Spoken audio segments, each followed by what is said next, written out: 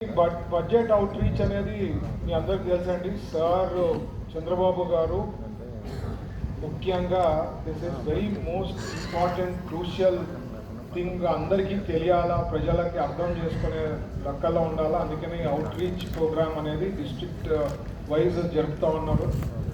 ముఖ్యంగా మీరు చూస్తే నేను 2-3 పాయింట్స్ చెప్పి క్లోజ్ చేస్తా. మనది 17th ర్యాంక్ ఉందండి, 17th ర్యాంక్. అదే ప్రీవియస్ గవర్నమెంట్లో ఏంటంటే ఇండియాలోనే లేకపోతే వరల్డ్లోనే నెంబర్ 1 అని చెప్పేవాళ్ళం అన్నమాట. 19 నుంచి 24లో ఇట్లా మేము ఉండే స్టాటిస్టిక్స్ ఉండే రియాలిటీ ప్రజలకు తెలియాలా, ఏమైతే ఉందో నిజాలు తెలియాలా, దాన్ని బట్టి ప్రజలు అర్థం చేసుకోగలుగుతారు అనేది ఈరోజు బడ్జెట్ అవుట్ రీచ్ ప్రోగ్రామ్. అందుకని అంత డీటెయిల్గా ఎక్స్ప్లెయిన్ చేయడం జరిగింది. కలెక్టర్ గారు కానీ జేసీ గారు కానీ మనకుండే రెవెన్యూ రిసిప్ట్స్లో కూడా 95-96% గోస్ టు ఓన్లీ శాలరీస్. దాని క్యాపిటల్ ఎక్స్పెండిచర్ పెంచుకోవాలా, మిగతా స్టేట్స్తో కంపీట్ చేసి మనము పెంచుకోవాలనేది వాళ్ళ ఉద్దేశం. ఏమంటే ఆబ్వియస్లీ ఆఫీసర్స్ వెల్ఫేర్ స్కీమ్స్ తగ్గించి చేయాలనో అనేది వాళ్ళ మైండ్ సెట్ ఉంటుంది. బట్ పాయింట్ ఈస్ మనము చంద్రబాబు గారు వచ్చి వెల్ఫేర్ స్కీమ్స్ చేయాలా, at the same time development కూడా చేయాలా అనే పట్టుదలతో వీఆర్ వర్కింగ్ టువర్డ్స్ ఇట్. ఈ 17th ర్యాంక్ని ఎస్ దెర్ ఈజ్ ఒక మోడల్, ఒక స్ట్రక్చరు, ఒక క్యాలిక్యులేషన్ బట్టి 60 ఉంటారు. బట్ రియలిస్టిక్లీ మనం చూస్తే ఈ 20-21 మంత్స్లో we have given utmost importance to development, at the same time welfare. ఏదైతే కమిట్మెంట్ ఇచ్చామో అవి చేస్తూ బిఫోర్ ఎలక్షన్స్ ముందు, ఎందుకంటే once you get in to power అవి మర్చిపోయేది లేదు. We have told something before elections and committed, we are doing that welfare. But at the same time revenue పెంచుతూ capital expenditure పెంచే దానిలో ముఖ్యంగా వీఆర్ వర్కింగ్ టువర్డ్స్ ఇట్. ఇంత కష్టాలు ఉన్నాయండి. నేను కర్నూలు కార్పొరేషన్ చెప్తా జస్ట్ ఫర్ ఎగ్జాంపుల్. కర్నూలు కార్పొరేషన్లో మనం పెట్టినప్పటి నుంచి ఇప్పటి వరకు దాదాపు 142 crores పనులు జరిగినాయండి. అంటే పనులు జరుగుతున్నాయి, టెండర్లు వేసినాయి. 142 crores from the date that government is form. అదే మీరు ప్రీవియస్ గవర్నమెంట్లో 19 నుంచి 24లో చూస్తే hardly anything has been done. ఏదో అప్పుడు మనకి మధ్యలో కొన్ని రోడ్స్ ఏదో ఒక రోడ్ పైన ఒక రోడ్ వేసిందే తప్ప మేజర్ వర్క్స్ అంటూ ఏం పెద్దగా 19 నుంచి 24లో జరిగిండేది లేదు. సో నే పాయింట్ ఇస్ అర్థం చేసుకొని ఇప్పుడు వచ్చిన ఆఫీసర్స్ అందరూ కూడా క్లారిటీగా తెలుసుకోండి, బడ్జెట్ గురించి క్లారిటీగా తెలుసుకొని మీరు ప్రతి ఒక్కరికి ఎక్స్ప్లెయిన్ చేయడం అనేది మోస్ట్ ఇంపార్టెంట్, క్రూషియల్. అదే మనం అర్థం చేసుకుంటే మనం 10 మందికి చెప్పగలుగుతాం. మీరు అది చెప్పకుండా లేదంటే ఇన్ని అవర్స్ స్పెండ్ చేసి పొద్దున్నుంచి మేము బడ్జెట్ అవుట్ రీచ్ గురించి డీటెయిల్గా ఎక్స్ప్లెనేషన్ ఇచ్చి అందరికీ చెప్పడం రీజన్ వచ్చి ప్రజలకి తెలియాలా, ఏమి సిచ్యువేషను అయినా ఎంత చేస్తున్నాము అనేది క్లారిటీగా పోవాలనేదే ముఖ్య ఉద్దేశం. అండ్ ఐ థింక్ మీరు కూడా ఏమన్నా అర్థం చేసుకోకపోతే అగైన్ ప్లానింగ్ వాళ్ళని అడగచ్చు, లేకపోతే జేసీ గారిని రిక్వెస్ట్ చేసి టైం తీసుకొని మీరు అడిగి తెలుసుకొని 10 మందికి చెప్పేదాన్నే ఈరోజు బడ్జెట్ అవుట్ రీచ్ పెట్టడం జరిగింది. So please take it seriously అండి. ప్రతి ఒక్కరికి చెప్పడం అనేది ఇంపార్టెంట్. 3,000 కోట్లు మన డిస్ట్రిక్ట్కి అలొకేట్ చేయడం జరిగింది. 3,000 కోట్లు నేను అదే అడిగాను, నాకే డౌట్ వచ్చింది. కలెక్టర్ గారి 3,000 crores ఖచ్చితంగా అంత స్పెండ్ అవుతుందంటే 3,000 crores ఏదైతే అలొకేట్ చేశారో this majority will be spend sir, దాంట్లో డౌట్ లేదు అని చెప్పడం జరిగింది. So this lot of questions ఉంటాయి ప్రజలకి. ఆ క్వశ్చన్స్ని మీరు క్లారిఫై చేసుకొని తీసుకోకపోతే వాళ్ళకి ఒక క్లారిటీ ఉంటుంది, గవర్నమెంట్ ఎంత చేస్తూ ఉందనేది ఒక క్లారిటీ ఉంటుంది. So that is the most important. Today is more about learning, understand what we are going to do from 26 to 27. అవన్నీ కూడా పారామీటర్స్ కానీ ఎట్లా ఏమి అలొకేషన్స్ అయినాయి, ఏ బేసిస్ అయినాయి, వాళ్ళు అడిగితే క్వశ్చన్స్కి ఎట్లా ఆన్సర్ చేయాలనేది ఇంకా డీటెయిల్గా కావాలంటే you should take the guidance from the concerned officers and then take it to the public అండి. That is the most important. ఇంకా నెక్స్ట్ టైం కలెక్టర్ గారు, మేము ఇప్పుడు ఎమ్మెల్యే గారు మాట్లాడుతున్నప్పుడు అంటే మిగతా ఆర్గనైజేషన్స్ని కూడా ప్రజల్లో అంటే సొసైటీలో ఉండే వాళ్ళని కూడా వాళ్ళని ఇన్వాల్వ్ చేయడము, కమిటీస్ అంటే వేరియస్ ఆర్గనైజేషన్స్ ఉంటే వాళ్ళని కూడా పిలిపిస్తే వాళ్ళు అర్థం చేసుకునే దాంట్లో ట్రేడర్స్ ఉంటారు, ఇట్లా వాళ్ళని కూడా ఐడెంటిఫై చేసుకొని వాళ్ళని నెక్స్ట్ టైం బడ్జెట్ అవుట్ రీచ్లో వాళ్ళని కూడా పిలిచి డిస్కస్ చేస్తే వాళ్ళకి కూడా తీసుకుపోయి వాళ్ళు ఒక 10 మందికి చెప్పగలుగుతారు. ఇది సిచ్యువేషన్, గవర్నమెంట్ ఇంత చేస్తూ ఉంది, ఇంత క్లారిఫై చేస్తున్నారు అనేది వాళ్ళకు కూడా ఒక ఐడియా ఉంటుంది. కాబట్టి వాళ్ళని కూడా పిలిచాల్సిందిగా రిక్వెస్ట్ చేస్తాం. ఇట్లా ముందు ముందు మంచి కార్యక్రమాలు చేసేదానికి ఒక ఎన్డీఏ ప్రభుత్వమే పాసిబుల్ ఉందండి. ఎన్డీఏ ప్రభుత్వం లేకపోతే ఇప్పటికే చాలా ప్రాబ్లమ్స్లో ఉండేవాం. స్టేట్ లాస్ట్ టైం 19 నుంచి 24 ఏ పరిస్థితి ఉంది, ఇంకా ఘోరంగా తయారు. జస్ట్ బికాజ్ ఎన్డీఏ ప్రభుత్వం అక్కడ మోడీ గారు, ఇక్కడ చంద్రబాబు గారు లాంటి లీడర్షిప్ ఉంటుంది కాబట్టి we are able to do lot of things. And ప్రజలు కూడా అర్థం చేసుకొని we are going to do step by step అనేది అర్థం చేసుకోవాల్సిందిగా నేను రిక్వెస్ట్ చేస్తుంది. అవకాశం ఇచ్చిన పెద్దలందరికీ ధన్యవాదాలు. నేనే జై నాగేశ్వర రెడ్డి గారు చెప్పిండేది ఖచ్చితంగా already there is a plan. Phase 1 కింద ఏపీఐసి నుంచి డెవలప్మెంట్ చేస్తున్నాం. ఫేజ్ 2 కింద కూడా జై నాగేశ్వర రెడ్డి గారు రిక్వెస్ట్ చేసింది, అది కూడా కంప్లీట్ చేస్తాం. టమాటో ప్రాసెసింగ్ది ఆల్రెడీ జరుగుతోంది పట్టికొండలో, అలాగే అనదర్ 2 monthsలో జరుగుతుంది. టమాటోకి ఏదైతే ఈరోజు కూడా ఫార్మర్స్ చాలా ఫేస్ చేస్తున్నారని ఇప్పుడే చెప్తామండి, అది కూడా I think issue sort out కావచ్చు ఫ్యూచర్లో once that plan starts. So ఇట్లాంటివన్నీ కూడా ప్రయారిటీ ఇచ్చి వీఆర్ టేకింగ్ అప్ అండి. Thank you sir.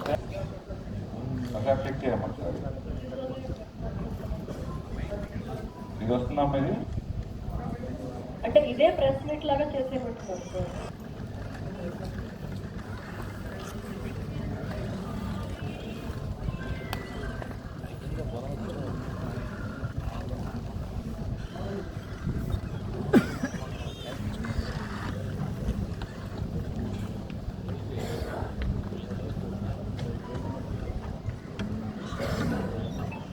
ప్రోగ్రాం కార్యక్రమానికి వేదికను అలంకరించినటువంటి గౌరవ ఆ రకమైనటువంటి ఆదేశాలు ఇచ్చినటువంటి క్రమంలో ఈరోజు కర్నూలు ఇన్ఛార్జి మంత్రివర్యులుగా ఈ యొక్క కార్యక్రమంలో మేమందరం కూడా భాగస్వాములైన విషయాన్ని మేము తెలియజేసుకుంటూ ఉన్నాం.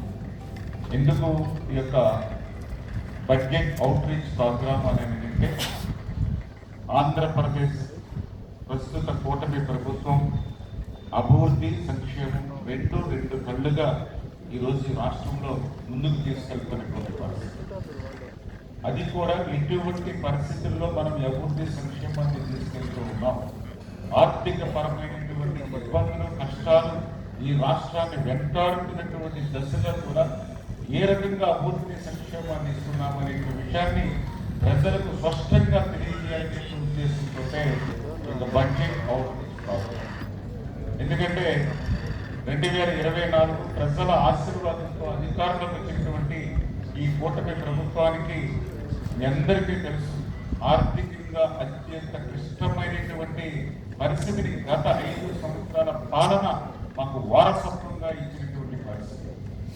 2024లో ఆర్థిక పరిస్థితి చూస్తే వెంటిలేటర్ మీద ఉన్నటువంటి ఆర్థిక పరిస్థితి, వెంటిలేటర్ మీద ఉన్నటువంటి ఆర్థిక స్థితిని ఈ రోజు మేము పూర్తిగా 100% బాగు చేసేసామని చెప్పలేము. కానీ పరిపాలన దక్షత ఉన్నటువంటి వ్యక్తి ముఖ్యమంత్రిగా ఉండడం చంద్రబాబు నాయుడు గారు, ఆయనకి కొన్నంత అండగా ఉప ముఖ్యమంత్రి పవన్ కళ్యాణ్ గారు ఉండడం, వీరిద్దరికి తోడుగా నరేంద్ర మోడీ గారు ప్రధానమంత్రిగా సహాయ సహకారాలు అందించడం వల్ల ఆ యొక్క వెంటిలేటర్ మీద ఉన్నటువంటి ఆర్థిక వ్యవస్థని ప్రస్తుతానికి ఐసీలోకి తీసుకొచ్చాం.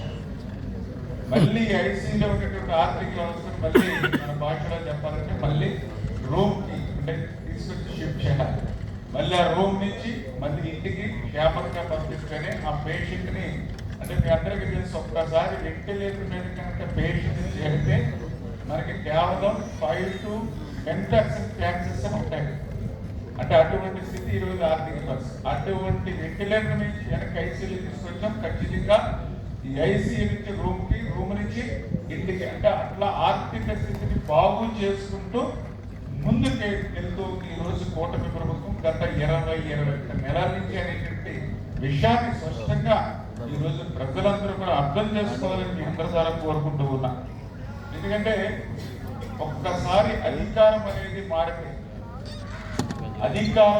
మారితే అది అభివృద్ధి కోసం మారాలి తప్ప అధికార మార్పు అనేది విధ్వంసమైన మార్పు 2019లో జరిగింది.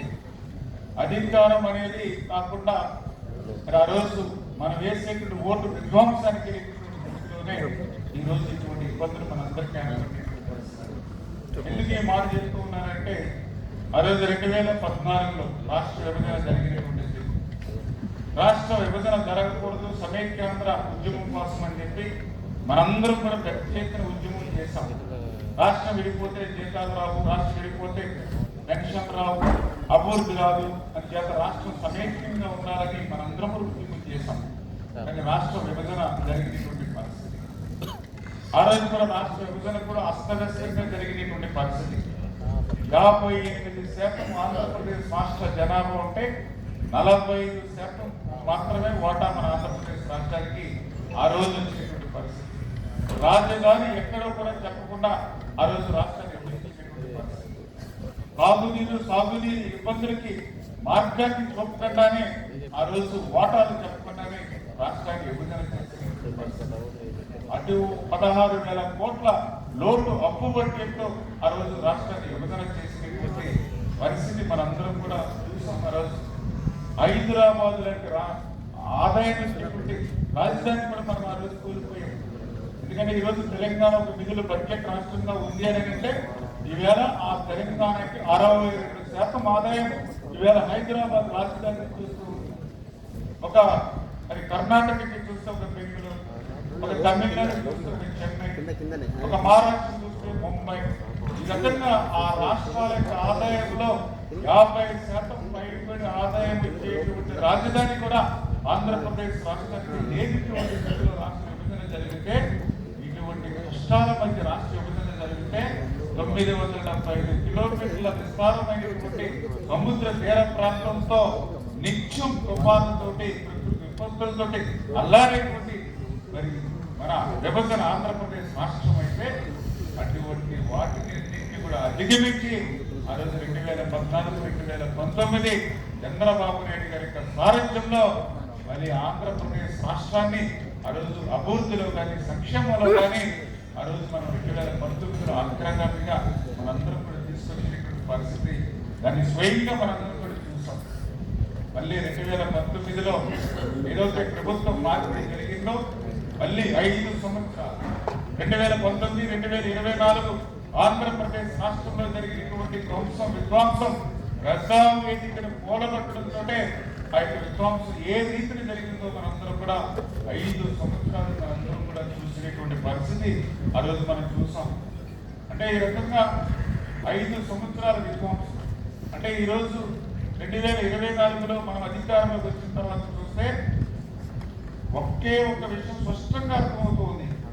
2014లో రాష్ట్ర విభజన వల్ల జరిగినటువంటి నష్టం కంటే 2019, 2024 వైసీపీ పాలనలోనే ఈ ఆంధ్రప్రదేశ్ రాష్ట్రానికి ఎక్కువ నష్టం జరిగింది అనే విషయం స్పష్టంగా మొన్న 24లో మన అధికారంలోకి వచ్చిన తర్వాత మరి మనందరికీ కూడా అర్థమవుతున్నటువంటి పరిస్థితి అనే విషయాన్ని కూడా ఈ సందర్భంగా తెలియజేసుకుంటూ మరి అటువంటి స్థితి నుంచి మరి ఈవేళ మళ్ళీ రాష్ట్రాన్ని ఆర్థిక పరిస్థితి మళ్ళీ చెప్పాలి. ఎందుకంటే మనం గత ప్రభుత్వం చేసినటువంటి అప్పులన్నింటినీ కూడా మనం తీర్చవలసిన అవసరం, గత ప్రభుత్వం చేసిన అప్పులకి ఇప్పుడు వడ్డీలు చెల్లించవలసిన అవసరం ఉంది. ఇవి కాకుండా ఇప్పుడు మళ్ళీ సంక్షేమ కార్యక్రమాలు, అభివృద్ధి కార్యక్రమాలు పెద్ద ఎత్తున మళ్ళీ మనం రాష్ట్రంలో అమలు చేయవలసిన పరిస్థితి ఉంది. రాష్ట్రంలో కూడా మన మీద కూడా ఎక్స్పెక్టేషన్స్ ఎక్కువ ఉన్నాయి. కూటమి ప్రభుత్వం చంద్రబాబు నాయుడు గారు లేకపోతే మన ఎంపీ గారు, మన ఎమ్మెల్యే గారు, మన అధికారులు అందరూ కూడా సమర్థవంతంగా కూటమి ప్రభుత్వంలో పనిచేస్తారు కాబట్టి వీళ్ళ ద్వారానే మనం చేయించుకోవాలని ఆలోచించే పబ్లిక్ ఎక్స్పెక్టేషన్స్ కూడా బాగున్నటువంటి స్థితి ఈరోజు రాష్ట్రంలో. మరి ఇటువంటి స్థితిలో మనం చేసే అభివృద్ధి సంక్షేమాన్ని స్పష్టంగా ఇటువంటి క్లిష్టమైనటువంటి ఆర్థిక స్థితి ఉన్నటువంటి దశలో కూడా ఏ రకంగా మనం ప్రజలకు అభివృద్ధి సంక్షేమం ఇస్తున్నామో స్పష్టంగా మనం చెప్పవలసినటువంటి అవసరం ఉందని సందర్భంగా తెలియజేసుకుంటూ, అందులో ముఖ్యంగా మీ అందరికీ తెలుసు ఈరోజు సూపర్ 6 పథకాన్ని ఈవేళ మరి రాష్ట్రంలో ఈ కన్నీ విని ఎరిగినటువంటి రీతిలో మరి ఈవేళ మనం అమలు చేసుకున్నటువంటి స్థితి. అందులో ముఖ్యంగా ఈరోజు పెన్షన్స్ మీ అందరికీ తెలుసు. గతంలో 200 రూపాయల పెన్షన్ని 2000 రూపాయలు చేసింది ఆ రోజు చంద్రబాబు నాయుడు గారు. ఆ 2000 రూపాయల పెన్షన్ని 3000 రూపాయలు చేస్తానన్నటువంటి పెద్ద మనిషికి 1000 రూపాయలు పెంచడానికి 5 సంవత్సరాలు పట్టింది. ఇది 2019లో ఆర్థిక సుస్థిరత ఉన్నటువంటి దశలో, ఆర్థికమైనటువంటి పరిస్థితులు బాగున్నటువంటి దశలో అధికారంలోకి వచ్చినటువంటి ప్రభుత్వానికి 1000 రూపాయలు పెంచడానికి కానీ 2024లో ఆర్థిక క్లిష్ట పరిస్థితులు ఉన్నా కూడా ఇచ్చినటువంటి మాటకు కట్టుబడి ఆ యొక్క వృద్ధులు వితంతులకి 4,000 రూపాయలు, ఆ 4,000 రూపాయలు కూడా ఏప్రిల్ నెలలో వాగ్దానం చేశామని చెప్పి ఏప్రిల్, మే, జూన్ 3,000 ప్లస్ 4,000 7,000 రూపాయలు ఆ గడప దగ్గర ఈరోజు అందిస్తున్నటువంటి పరిస్థితిని ఖచ్చితంగా ఈరోజు ప్రజలందరూ గుర్తుపెట్టుకోవాల్సిన అవసరం ఉంది. దివ్యాంగుల పింఛన్ ఎంతటి తెలుసు. గత 5 సంవత్సరాల వైసీపీ పాలనలో 2019 నుంచి 2024లో 3,000 రూపాయల పింఛన్కి ఒక్క రూపాయి కూడా మరి ఎక్కడ కూడా దివ్యాంగులకు పెట్టినటువంటి పరిస్థితి లేదు. కానీ కూటమి ప్రభుత్వం అధికారంలోకి వచ్చిన తర్వాత ఆర్థిక పరమైన ఇబ్బందులు వెంటాడుతున్నా కూడా ఆ యొక్క దివ్యాంగుల ఉన్నటువంటి స్థితిని గుర్తు పెట్టుకోండి. ఎందుకంటే వాళ్ళ తల్లిదండ్రులకి మరి కుటుంబ సభ్యులకి కొంతైనా భారం తగ్గించాలనేటువంటి మానవత దృక్పథంతో 3,000ని 500 1000 పెంచడం కాదు, 3,000కి 3,000 కలిపి 6,000 రూపాయలు ఈరోజు దివ్యాంగులకు ఇస్తూ ఉన్నాం. ఎవరైతే బెడ్ రీడర్ ఉన్నారో వాళ్ళకి 10,000 రూపాయలు, 15,000 రూపాయలు ఈరోజు ఇస్తూ ఉన్నాం. ఇవాళ భారతదేశంలో ఏ రాష్ట్రానికైనా మీరు వెళ్ళండి, ఒక పొరుగునున్నటువంటి తెలంగాణ రాష్ట్రం ఒక్కటే 2,000 రూపాయలు ఇస్తుంది తప్ప ఏ తమిళనాడు, కర్ణాటక, మహారాష్ట్ర, ఢిల్లీ, పంజాబ్, హర్యానా, బీహార్ ఏ రాష్ట్రంకి వెళ్ళినా సరే పెన్షన్ 1,500, 1000, కొన్ని రాష్ట్రాల్లో అయితే 500 రూపాయలు మాత్రమే ఇవాళ చాలా రాష్ట్రాల్లో పెన్షన్ ఇస్తూ ఉన్నాయి. ఒక్క ఆంధ్రప్రదేశ్ రాష్ట్రంలో మాత్రమే కూటమి ప్రభుత్వంలోనే ఈవేళ 4,000, 6,000, 10,000, 15,000 రూపాయలు. మరి ఇటువంటి ఆర్థిక ఇబ్బందులు ఉన్నా కూడా ఈరోజు మనం ప్రజల కోసం అమలు చేస్తున్నటువంటి పరిస్థితి కూడా ఈరోజు మన పార్టీ నాయకులు కానీ అధికారులు కానీ అదేవిధంగా ప్రజలను దృష్టికి తీసుకెళ్లవలసినటువంటి అవసరం ఉంది. ఎందుకంటే ఈరోజు చూస్తుంటే నెల వచ్చే సమయాన్ని 1వ తేదీ వస్తే మరి దగ్గర దగ్గర ఈ పెన్షన్ నిమిత్తమై మరి 3,000 కోట్ల రూపాయలు, దగ్గర సంవత్సరానికి చూస్తే మరి 33,485 కోట్ల రూపాయలు ఒక్క పెన్షన్ కోసం మనం ఖర్చు పెడుతూ ఉన్నాం. ఈరోజు 1వ తేదీ వచ్చింది అని అంటే పెన్షన్ కోసం ఒక 3,000 కోట్లు, అదేవిధంగా ఉద్యోగస్తుల జీతాల కోసం ఒక 3,000 కోట్లు. 1వ తేదీ వచ్చిందంటే 6,000 నుంచి 7,000 కోట్ల రూపాయలు ఈ పెన్షన్ అదేవిధంగా జీతాల కోసం అక్కడ మనం 1వ తేదీనే పెట్టవలసినటువంటి పరిస్థితి ఉంది.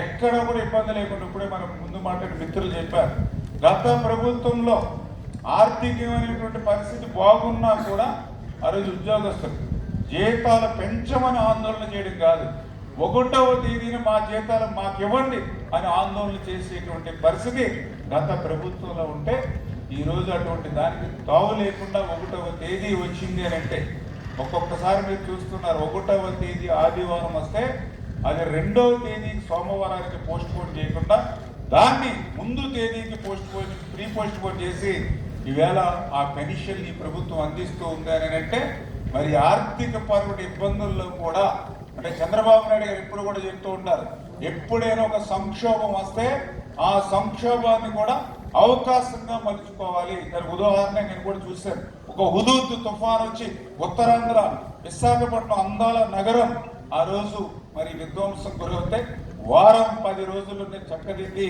మళ్ళీ ఎటువంటి స్థితికి తెచ్చారు. అంటే ఒక ఇటువంటి స్థితి వచ్చినప్పుడు దాన్ని మనం అవకాశంగా మలుచుకోవాలి. రకంగా ఈరోజు ఆర్థిక పరమైనటువంటి సంక్షోభం ఇవ్వాలి రాష్ట్రంలో ఉంటే దాన్ని కూడా మరి చంద్రబాబు నాయుడు గారు శ్రమించి కష్టించి మళ్ళీ దాన్ని అవకాశంగా వేరే ప్రజలకి సేవ చేసేటువంటి క్రమంలో పనిచేస్తున్న విషయాన్ని కూడా సందర్భంగా గుర్తు చేస్తూ అదేవిధంగా మొన్న చూశారు 16,300 డిఎస్సి పోస్టులు ఈ ప్రభుత్వం. అంటే సామాన్యమైన విషయం కాదు. 5 సంవత్సరాల వైసీపీ పాలనలో ఒక్క టీచర్ పోస్ట్ కూడా డిఎస్సిలో పూర్తి చేయాల.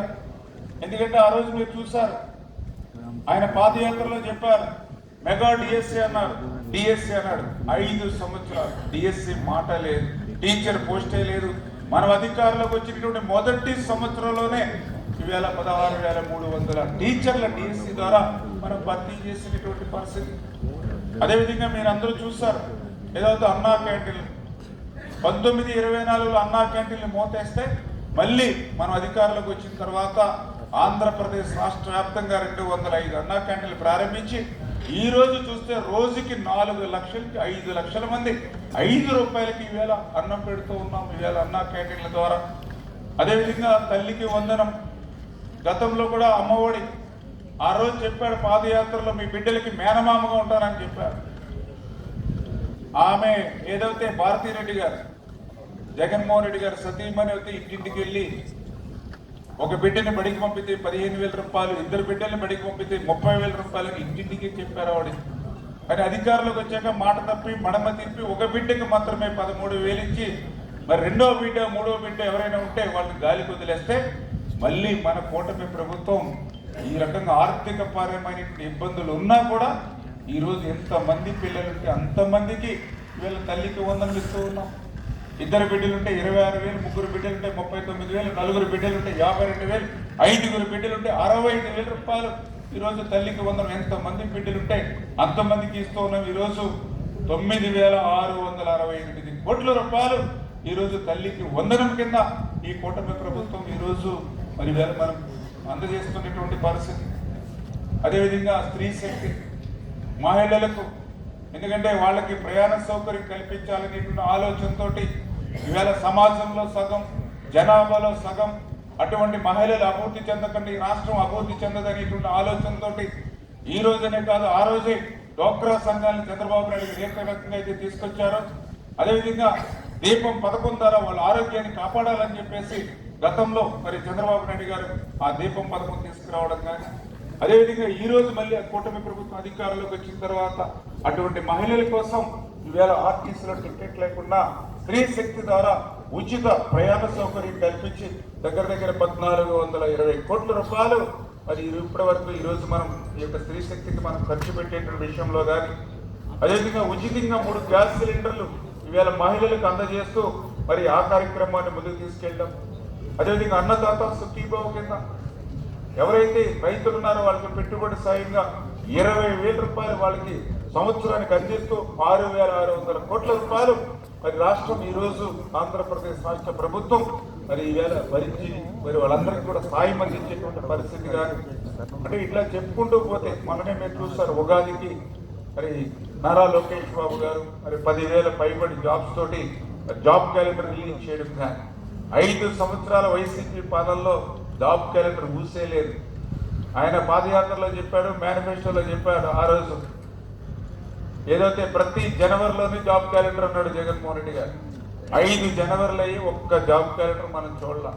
కానీ ఈ కూటమి ప్రభుత్వం మొన్ననే మీరు చూశారు, ఉగాదికి జాబ్ క్యాలెండర్ ఇచ్చి గ్రూప్ 1 గ్రూప్ 2 పోస్టుల దగ్గర నుంచి అన్నిటికీ కూడా నోటిఫికేషన్ ఇచ్చి ఈరోజు నిరుద్యోగుల్ని కూడా ఉద్యోగులు చేసేటువంటి కార్యక్రమాన్ని భాగస్వాములు చేసుకునేటువంటి పరిస్థితి కానీ, మరి ఎంత సంక్షేమం ఇట్లా చెప్పుకుంటూ పోతే ఆటో కార్ డ్రైవర్ల సేవలు ఆర్టీసీ వాళ్ళు మాకు నష్టం వస్తుంది అని అంటే మళ్ళీ ఆటో డ్రైవర్లకు కూడా 15,000 రూపాయలు చొప్పున వాళ్ళ అకౌంట్లో జమ చేస్తూ, ఎవరైతే మత్స్యకారులు ఉంటారో వాళ్ళు వేటకు వెళ్తూ ఉంటే ఆ వేట నిషేధ సమయంలో గతంలో 10,000 ఇస్తే దాన్ని మళ్ళీ పెంచి మళ్ళీ వాళ్ళందరికీ కూడా మరి యొక్క వేట నిషేధ సమయంలో మత్స్యకారులకు సాయం అంటే ఇట్లా చెప్పుకుంటూ పోతే గత 21 నెలల్లో ఆర్థిక పరమైనటువంటి ఇన్ని ఇబ్బందులు ఇన్ని కష్టాలు ఉన్నటువంటి స్థితిలో కూడా ఇంత సంక్షేమాన్ని ప్రజలకు అందజేస్తూ ఉంది కూటమి ప్రభుత్వం. అలాగని ఒక్క సంక్షేమం అని కాదు, రెండో పక్క అభివృద్ధిని కూడా చేస్తూ ఉన్నాం. గత 5 సంవత్సరాల వైసీపీ పాలనలో మౌలిక వసతులన్నీ కూడా మరి చేయకపోయినా పర్వాలా, చేసినవి కూడా విధ్వంసం గురైనటువంటి పరిస్థితి. అందుకు ఉదాహరణ మీ అందరికీ తెలుసు, రాజధాని. మన దేశ రాజధాని ఏది అంటే ధైర్యంగా చెప్తాం, గర్వంగా చెప్తాం ఢిల్లీ అని. మన రాష్ట్ర రాజధాని ఏదేనంటే గత 5 సంవత్సరాల్లో 10వ తరగతి పిల్లవాడు కూడా చెప్పలేనటువంటి స్థితి. మళ్ళీ ఈరోజు ఆ రాజధానిని ఒక అంతర్జాతీయ ప్రమాణాలతో ఈవేళ నిర్మాణం చేసుకుంటూ అమరావతిని నిర్మాణం చేసుకుని ఆ అమరావతి రాజధాని ద్వారా వచ్చేటువంటి ఆదాయాన్ని రేపు పొద్దున అంటే హైదరాబాద్ ద్వారా వచ్చేటువంటి ఆదాయం ఏ రకంగా అయితే తెలంగాణకు ఉపయోగపడుతుందో రేపు ఆ ప్రపంచ స్థాయి రాజధాని ద్వారా వచ్చేటువంటి ఆదాయం 175 నియోజకవర్గాలకు అందేటువంటి విధంగా ఆ రాజధాని నిర్మాణం రేపు 2028కి పూర్తి చేసేటువంటి ప్రక్రియ కానీ, అదేవిధంగా పోలవరం ప్రాజెక్టు మొత్తం విధ్వంసానికి గురైనటువంటి పరిస్థితి. పోలవరం ఎప్పటికి పూర్తవుతుందో చెప్పలేమని పోలవరాన్ని ప్రశ్నార్థకం చేసినటువంటి పరిస్థితి గత వైసీపీ పాలనలో మనం చూసాం. అటువంటి పోలవరం ఈరోజు మరి రేపు 2027 కల్లా పూర్తి చేస్తామనేటువంటి విధంగా ఇవాళ మళ్ళీ ఆ పోలవరాన్ని పట్టాలెక్కించి మళ్ళీ ఈరోజు పనిచేయడం. అదేవిధంగా ఈరోజు రాష్ట్రంలో ఎక్కడ చూసినా మనం చూసాం. ఆ రోజు 5 సంవత్సరాల వైసీపీ పాలనలో గుంతల రోడ్లు మళ్ళీ ఈరోజు ఆర్ఎండ్బి ద్వారా పంచాయతీరాజ్ ద్వారా మళ్ళీ పెద్ద ఎత్తున గుంతలు లేనిటువంటి రోడ్లకు ఈవేళ 20 నెలల కాలంలో రాష్ట్రం అంతా కూడా మనం తీసుకెళ్తూ ఉన్నాం. పల్లె పండుగ ద్వారా ప్రతి గ్రామంలోనూ కూడా ఎన్ఆర్జీఎస్ రోడ్లు పెద్ద ఎత్తున సిమెంట్ రోడ్లు వేస్తూ ఉన్నాం, గోకులాలు షెడ్లు ఇస్తూ ఉన్నాం, విలేజ్ క్లినిక్లు రిపేర్స్కి కొత్తవి మనం ఏర్పాటు చేస్తూ ఉన్నాం. ఇవన్నీ కూడా 20 నెలల కాలంలోనే మరి ఈ విధంగా అభివృద్ధిని కూడా ముందుకు తీసుకెళ్తాం. అంతేకాకుండా ఇండస్ట్రీస్, ఎందుకంటే ఏదైనా ఒక రాష్ట్రం అభివృద్ధి చెందాలి అని అంటే వ్యవసాయంతో పాటు పారిశ్రామికంగా కూడా ఆ ప్రాంతం అభివృద్ధి చెందాలి. అదేవిధంగా 20 లక్షల ఉద్యోగాలు మరి యొక్క ఆంధ్రప్రదేశ్ రాష్ట్ర నిరుద్యోగులకు ఏదైతే ఇస్తామని మన ఎలక్షన్లో వాగ్దానం ఏదైతే చేస్తామో దాన్ని నిలబెట్టుకునే విధంగా కూడా పెద్ద ఎత్తున ఆంధ్రప్రదేశ్ రాష్ట్రానికి పరిశ్రమలను పారిశ్రామికవేత్తలు తీసుకొస్తూ మీ అందరికీ తెలుసు గత 5 సంవత్సరాల వైసీపీ పాలనలో ఎన్నో పరిశ్రమలు ఎన్నో పారిశ్రామికవేత్తలు ఈ రాష్ట్రం వదిలి పారిపోయాయి. ఒక లూలు కంపెనీ కానీ, ఒక అమర్ రాజా కంపెనీ కానీ, ఒక కియా ఎక్స్టెన్షన్ కానీ, ఒక జాకీ కానీ, ఇట్లా 400 పైబడి పరిశ్రమలు 5 సంవత్సరాల వైసీపీ పాలనలో ఈ రాష్ట్రం వదిలి బయటికి పోయినటువంటి పరిస్థితి. మళ్ళీ అటువంటి పరిశ్రమలను పారిశ్రామికవేత్తలను మళ్ళీ ఈరోజు రాష్ట్రానికి తీసుకొచ్చి మళ్ళీ పెట్టుబడులు పెట్టాలని అంటే ఇవాళ వాళ్ళందరూ కూడా ఒకటి అడుగుతూ ఉన్నారు. మళ్ళీ ఆంధ్రప్రదేశ్ రాష్ట్రంలో జగన్ రాడనేటువంటి గ్యారెంటీ ఇవ్వండి అని వాళ్ళు అడుగుతూ ఉన్నారని అంటే మరి ఈవేళ పారిశ్రామికవేత్తలు కూడా ఈ యొక్క జగన్మోహన్ రెడ్డి ఎంత భయభ్రాంతిని వాళ్ళు చేశారో అదే మనకు ఒక ఉదాహరణ. అటువంటి స్థితిని అధిగమించి ఈవేళ లక్షల కోట్ల ఈవేళ ఎంఓయూలు చేసుకుని 20 లక్షల ఉద్యోగాల కల్పన దిశగా ఈరోజు ఆంధ్రప్రదేశ్ రాష్ట్ర ప్రభుత్వం ఈరోజు పనిచేస్తున్నటువంటి స్థితి. అదేవిధంగా ఈరోజు చూస్తే వ్యవసాయం, ఎందుకంటే మనం కూడా 170% వ్యవసాయం మీద ఆధారపడి ఉన్నాం. అందులో భాగంగానే ఈ యొక్క కూటమి ప్రభుత్వం అధికారంలోకి వచ్చిన తర్వాత ఎందుకంటే ఇరిగేషన్ పరంగా మనం పెద్ద ఎత్తున తాగునీరు పూర్తి స్థాయిలో మనం కూడా అందిస్తూ ఉన్నాం. ఇటు రాయలసీమ దగ్గర నుంచి అటు ఉత్తరాంధ్ర వరకు పంటలు కూడా సమృద్ధిగా పండుతున్నటువంటి పరిస్థితిని మనందరూ కూడా చూస్తూ ఉన్నాం. అటువంటి స్థితిలో ఒక్కొక్కసారి మద్దతు ధరలు పడిపోతూ ఉంటే గత 5 సంవత్సరాల వైసీపీ పాలన వలె దగా మోసం లేకుండా, ఎందుకు ఈ మాట చెప్తున్నా అంటే నేను కూడా 14-19 ఎమ్మెల్యేగా ఉన్న ఆ రోజు అసెంబ్లీలో ధరల స్థిరీకరణ నిధి అని చెప్పి ముద్దుగా ఒక పేరు పెట్టి బడ్జెట్లో అయితే కేటాయింపు 100 కోట్లు 200 కోట్లు పెట్టి ఆ 100-200 కోట్ల రూపాయలు ఒక్క రూపాయి కూడా ఖర్చు పెట్టడానికి ఆ రోజునటువంటి వైసీపీ ప్రభుత్వానికి మనసు రాల రైతుల కోసం. కానీ ఈరోజు మన కూటమి ప్రభుత్వం అధికారంలోకి వచ్చిన తర్వాత మీరు చూస్తూ ఉన్నారు, ఎక్కడైనా ఏ పంటకైనా ధర అందుకోలేకపోతే ఒక మిర్చి కానీ, ఒక పొగాకు కానీ, ఒక ప్రత్తి కానీ, ఒక అరటి కానీ, ఒక కోకో కానీ, ఒక పామాయిల్ కానీ, ఒక ధాన్యం కానీ, ఎందుకంటే నేను కూడా చూసాను ధాన్యం ఇప్పుడు మద్దతు ధర కాదు, గత ప్రభుత్వం 1640 కోట్ల రూపాయలు బకాయిలు పెడితే అవి కూడా మేమే మళ్ళీ మన ప్రభుత్వం వచ్చిన తర్వాత చెల్లించినటువంటి పరిస్థితి.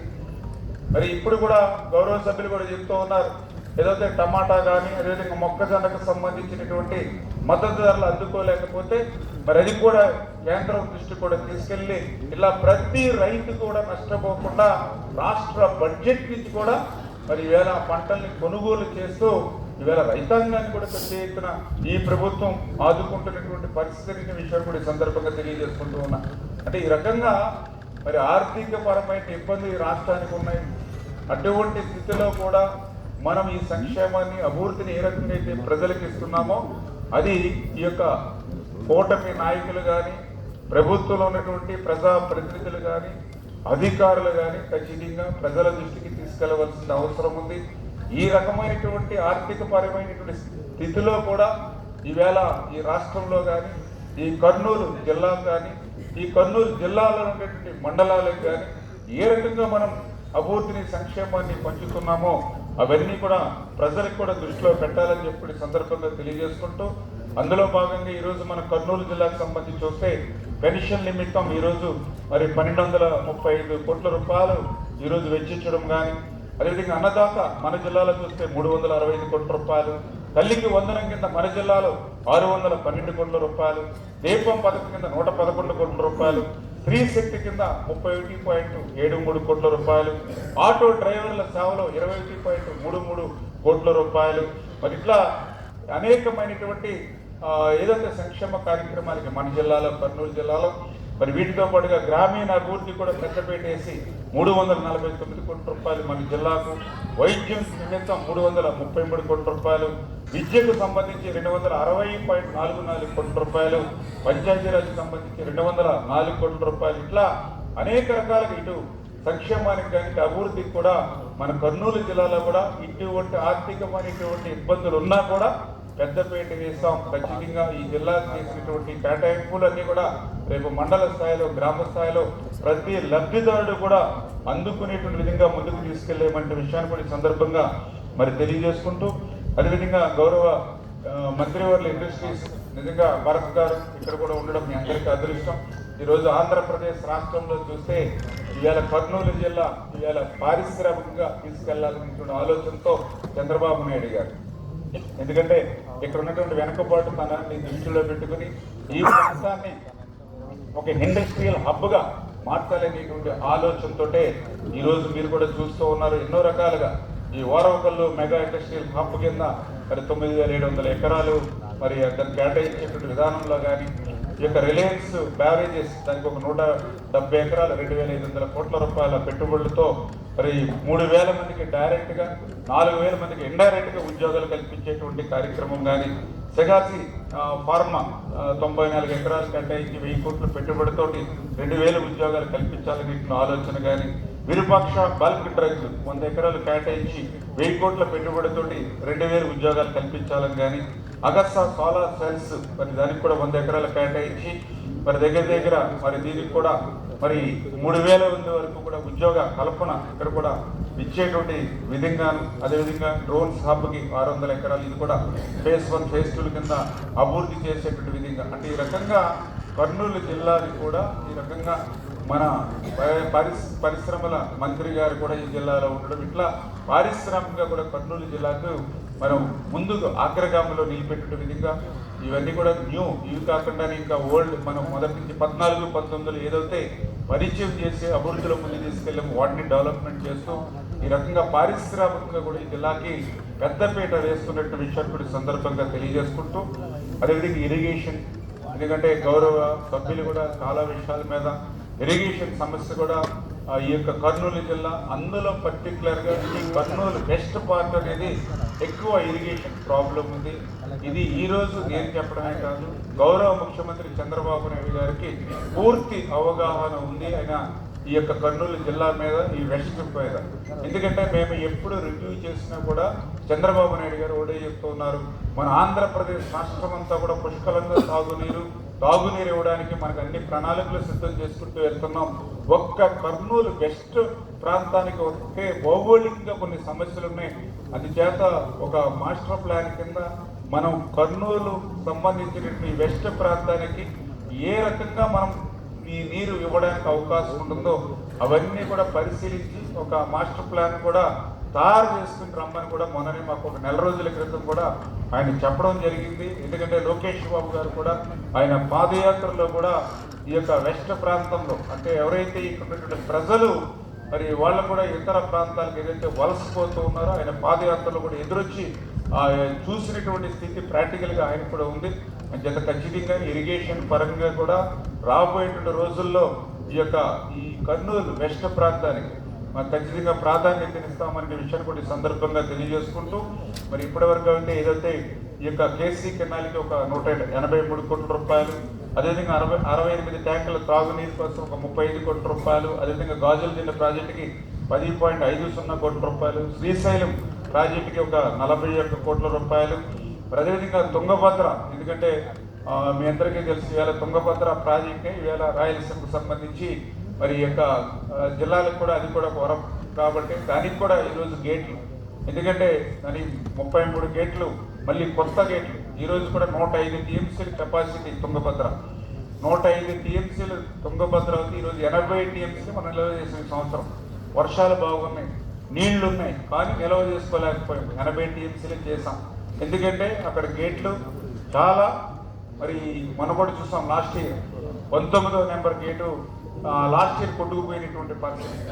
ఆ రోజు కూడా 19వ గేట్ కొట్టుకుపోతే మొత్తం వాటర్ అంతా కూడా ఫ్రీగా కిందకు వదిలేయాలన్నారు. మళ్ళీ కొత్త గేటు పెట్టాలంటే కర్ణాటక ప్రభుత్వం కూడా చేతులు ఎత్తేసారు. ఈ నెక్స్ట్ క్రాప్ ఎవరో కూడా వేయొద్దని వాళ్ళు అనౌన్స్మెంట్ కూడా చేశారు. అటువంటి స్థితిలో చంద్రబాబు నాయుడు గారు మరి ఆ గేట్ల నిపుణుడు మన కన్నయ్య నాయుడు గారిని పంపించి వాటర్ నిలవ ఉండగానే, మన ఆ దేశంలో ఇప్పటివరకు ఎప్పుడు కూడా జరగల, వాటర్ ఫ్లో ఉండగానే ఆ యొక్క ఇరిగి పోయినటువంటి 19వ నెంబర్ గేట్ని వాటర్ ఫ్లో ఉండగానే గేట్ బిగించి మళ్ళీ ఆ రోజు 105 టీఎంసీలని నిల్వ చేశాం. కానీ ఆ కన్నమ్మ నాయుడు గారు మిగిలినటువంటి గేట్లు కూడా ప్రమాదభరితంగా ఉన్నాయి కాబట్టి 105 టీఎంసీలు నిల్వ చేయకూడదని ఇచ్చినటువంటి రిపోర్టు ప్రకారం 80 టీఎంసీలే, అంటే 25 టీఎంసీలు ఈ సంవత్సరం కోల్పోయాం. మళ్ళీ అందుకే ఈరోజు మళ్ళీ 33 గేట్లను కూడా కొత్త గేట్లు మళ్ళీ మేము ఈరోజు ఏర్పాటు చేస్తూ ఉన్నాం. మళ్ళీ ఇప్పటికే దగ్గర సగం గేట్లు పూర్తయ్యి రేపు మే ఎండింగ్కి మిగిలినటువంటి గేట్లన్నీ కూడా ఏర్పాటు చేస్తాం. నేను ఎందుకు చెప్తున్నానంటే ఈ మాట, ఆ రోజు 1924లో ఉన్నటువంటి జగన్మోహన్ రెడ్డి ఆయన కూడా మాట్లాడితే నేను రాయలసీమ బిడ్డ అని చెప్తూ ఉంటాడు. మరి రాయలసీమ బిడ్డ అని చెప్పుకునేటువంటి వ్యక్తిని తుంగభద్రకు సంబంధించినటువంటి గేట్లు ప్రమాదంగా ఉన్నాయని 5 సంవత్సరాల నుంచి అధికారులు మొరపెట్టుకుంటుంటే ఎందుకు ఒక్క రూపాయి కూడా తుంగభద్ర గేట్లకి నువ్వు కేటాయించలేకపోయావు? అంతేకాదు, నేను మొన్న కూడా చూసాను గోరకల్లు రిజర్వాయర్లో నీళ్లుంటేనే అవుకుకి వస్తాయి, అవుకుకి నీళ్ళు వస్తేనే గండికోట రిజర్వాయర్కి నీళ్ళు వస్తాయి, గండికోట రిజర్వాయర్కి నీళ్ళు వస్తేనే ఆయన పులివెందుల కాన్స్టిట్యున్సీ ఏదైతే ఉందో అక్కడ చిత్రావతి బ్యాలెన్స్ రిజర్వాయర్కి నీళ్ళు వస్తాయి. అంటే గోరకల్లు నిండితేనే నాకు ఒక రకంగా చెప్పాలంటే అటు మరి ఏదైతే గాలేరి నగర్ అంతా కూడా నీళ్ళు వస్తాయి. అంటే ఆయువు పొట్టేదంతా కూడా, అటువంటి ఆయువు పొట్టేటువంటి గోరకల్లు కూడా బండ దిగబడిపోతూ ఉంది. దాది కూడా ప్రమాదభరితంగా ఉందని అధికారులు 5 సంవత్సరాలు ఆయనకి విన్నవించుకుంటే ఆ గోరకల్లు రిజర్వాయర్ మరామతులు కూడా పెట్టలే ఆయన. మళ్ళీ మన ప్రభుత్వం వచ్చిన తర్వాత మొన్న 59 కోట్ల రూపాయలు శాంక్షన్ ఇచ్చి టెండర్లు పిలిచాం ఆ గోరకల్లు రిజర్వాయర్ మరామతుల కోసం. ఎందుకంటే గోరకల్లు రిజర్వాయర్ కనుక బండ్ ప్రమాదం ఏర్పడితే అక్కడ నీళ్లు నింపలేకపోతే రేపు పోతిరెడ్డి గోడ దగ్గర నీళ్లున్నా కూడా మనకి ఇంకా జిఎన్ఎస్ఎస్ గాలేరు నగరం సంబంధించి ఒక్క చుక్క నీరు కూడా రాదు. దగ్గర కడప, కర్నూలు, ఇప్పుడు ఇట్లా కింద చిత్తూరు వరకు ఎంత మొత్తం మళ్ళీ బీడిపోయిపోయేటువంటి పరిస్థితి. అంటే ఇట్లా ప్రతి శ్రీశైలం అంటే మీ అందరికీ తెలుసు. ఇప్పుడు పోతిరెడ్డిపాడులో నుంచి నీళ్ళు తీసుకోవాలన్నా, అంద్రీనేవా నుంచి మనం నీళ్ళు తీసుకోవాలనుకున్నా, మాల్యా నుంచి మనం తీసుకోవాలనుకున్నా, ఎక్కడ నుంచి మనం నీళ్లు తీసుకోవాలన్నా శ్రీశైలంలో నీళ్లు ఉండాలి. శ్రీశైలంలో నీళ్లు ఉండాలంటే శ్రీశైలం ప్రాజెక్టు పటిష్టంగా ఉండాలి.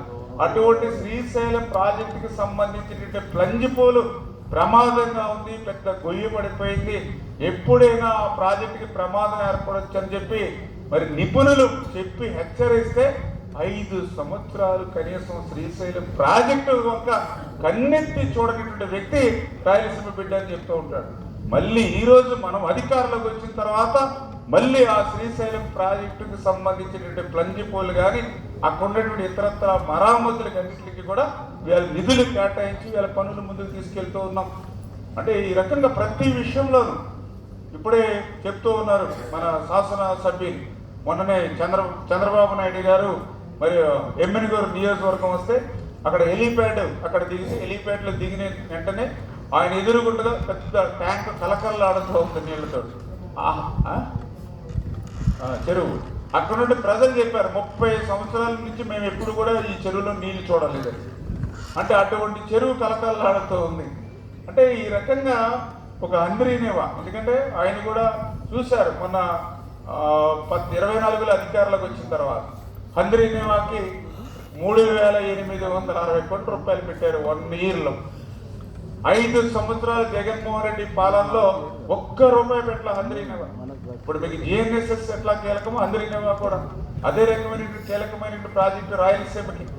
అటువంటి హంద్రీనవ అంటే మీకు ఇటు ఏదైతే కర్నూలు, అనంతపూర్, అదే చిత్తూరు ఉమ్మడి జిల్లాలకు అది హంద్రీనవ. 5 సంవత్సరాల్లో ఒక తట్ట మట్టి తీయల, ఒక్క రూపాయి ఖర్చు పెట్టల. ఆఖరికి హంద్రీనవాకు సంబంధించినటువంటి కరెంటు మోటార్ బిల్లులు కూడా ఎగ్గొట్టేసిపోయింది గత ప్రభుత్వం. మళ్ళీ ఈరోజు 3,860 కోట్లు ఖర్చు పెట్టి ఎక్కడ మాల్యాల నుంచి తీసుకునేటువంటి నీటిని 738వ కిలోమీటర్ వరకు హంద్రీనివా కృష్ణమ్మ జలాలను తీసుకుని వెళ్ళాం మనం. అంటే నేను ఈ రకంగా ఆర్థికంగా ఎన్నో ఇబ్బందులు ఉన్నాయి ఈ రాష్ట్రానికి. ఇప్పుడే చెప్పాను, వెంటిలేటర్ మీద ఉంది ఆర్థిక పరిస్థితి. ఈవేళ అదృష్టం బాగుండి ఈరోజు కూటమి ప్రభుత్వం అధికారంలోకి వచ్చింది కాబట్టి అటువంటి వెంటిలేటర్ మీద ఉన్నటువంటి స్థితి నుంచి కూడా కేంద్రం కూడా అదృష్టవశాత్తు అందరం కూడా కూటమి ప్రభుత్వంగా కలిసి పోటీ చేశాం కాబట్టి ఈరోజు ఒకరినొకరు సహకరించుకుంటున్నాం కాబట్టి ఇటువంటి క్లిష్టమైనటువంటి స్థితిలో కూడా ఇంత అభివృద్ధిని చేస్తూ ఉన్నాం. నీ 5 సంవత్సరాల వైసీపీ పాలనలో ఆర్థికంగా అన్ని, ఉదాహరణకి కరెంటే ఉంది. ఆ రోజు 2014లో చంద్రబాబు నాయుడు గారి అధికారంలోకి వచ్చే సమయానికి ఎప్పుడు కరెంటు పోతుందో ఎప్పుడు వస్తుందో తెలియనటువంటి స్థితి మీరందరూ మర్చిపోయారు. ఆ రోజు 2014కి ముందు కాంగ్రెస్ పాలనలో ఆ రోజు వాచ్ అక్కర్లా, కరెక్ట్గా ఉదయం 5 అయిందని తెలుసుకొచ్చి కరెంటు పోతుంది. 5 గంటలు తీసి 11 వరకు రెగ్యులర్ టైం అది.